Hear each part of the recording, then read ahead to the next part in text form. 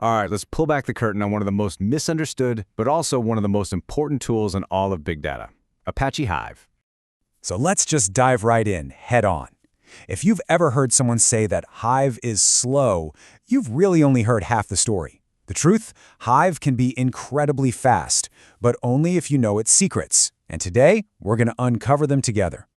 To really get what Hive is all about, we actually have to go back in time. Back to the early 2000s, when a little social network was starting to face a problem nobody had ever really seen before, a total and complete data tsunami. Yep, we're talking about Facebook. As their user base just exploded, their data grew right along with it. I want you to just try and picture this. Thousands of terabytes of data, with over 100,000 queries hitting it every single day. The scale was just, well, it was mind-boggling. So their tools started breaking. The traditional databases they were using just weren't built for this kind of scale. Now, they had this thing called Hadoop, which had all the raw power they needed, but it required really complex Java programming. And that was a huge roadblock for their data analysts, who were experts in SQL, the standard language for databases. What they needed was a bridge, something that could connect the raw power of Hadoop with the simplicity of the language their analysts already spoke fluently. And that bridge was Hive. Okay, so here's the official textbook definition. But let's be real, that's a little dry. In simple terms, Hive's whole mission was just to make big data easier for more people to use. It was basically putting a friendly face on the super powerful but kind of complicated world of Hadoop. And this right here, this was the absolute game changer. Hive introduced something called HiveQL, which is a query language that looks and feels almost exactly like standard SQL. All of a sudden, anyone who knew SQL could start analyzing these massive datasets without having to learn all the complex ins and outs of Java MapReduce. But how does it actually do that? How does a simple SQL query get translated into this massive distributed data processing job? Well, let's follow a query and see exactly what happens under the hood. So it all starts with a query that looks completely normal, just like any other SQL you'd write.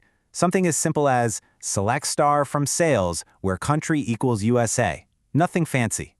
The very first stop for that query is something called the metastore. Now, the best way to think of the metastore is like a librarian for all your data. It doesn't hold the actual data itself, it doesn't have the books, but it knows everything about the data. It knows where the files are, what the columns are called, their data types. It's the one source of truth. Okay, so once Hive knows what data you're asking for, the query gets passed to the driver. The driver's job is basically to be an expert translator.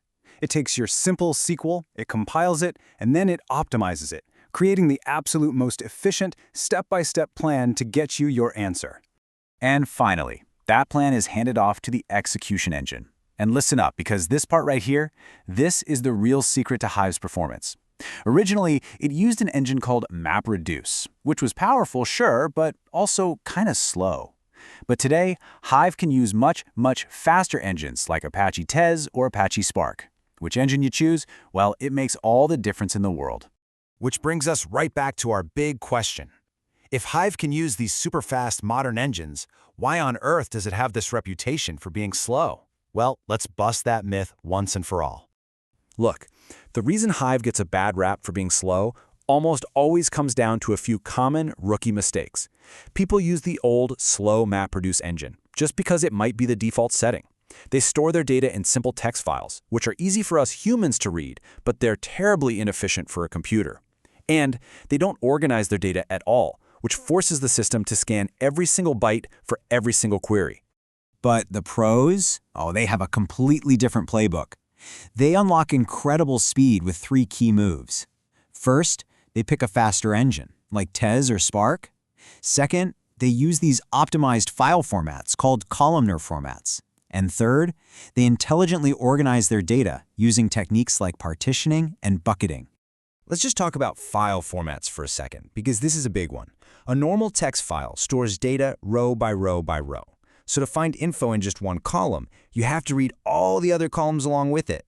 But a columnar format, like ORC or Parquet, stores all the values for a single column together. This gives you way better compression and lightning-fast queries, because the engine only reads the exact columns it needs.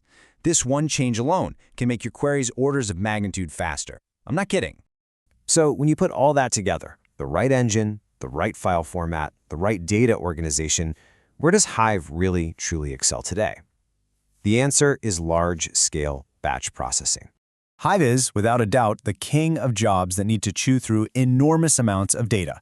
We're talking about building massive data warehouses for business intelligence, running spontaneous queries to explore terabytes of historical data, processing huge volumes of server logs, or getting gigantic data sets prepped and ready for machine learning. Okay, so let's wrap this all up and reframe our understanding of what Apache Hive really is in today's world. This right here is the most important thing to remember. What Hive is a super powerful, scalable tool for analyzing massive data sets in batches.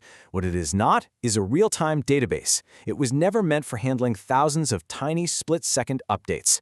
That's a different job for a different tool. Hive is all about analytics at a massive, massive scale. So the next time you hear someone say, "Oh, Hive is so slow," you can just kind of smile, because now you know the truth. It was never about just speed. It's about using the right tool for the right job and knowing how to unlock its incredible true power.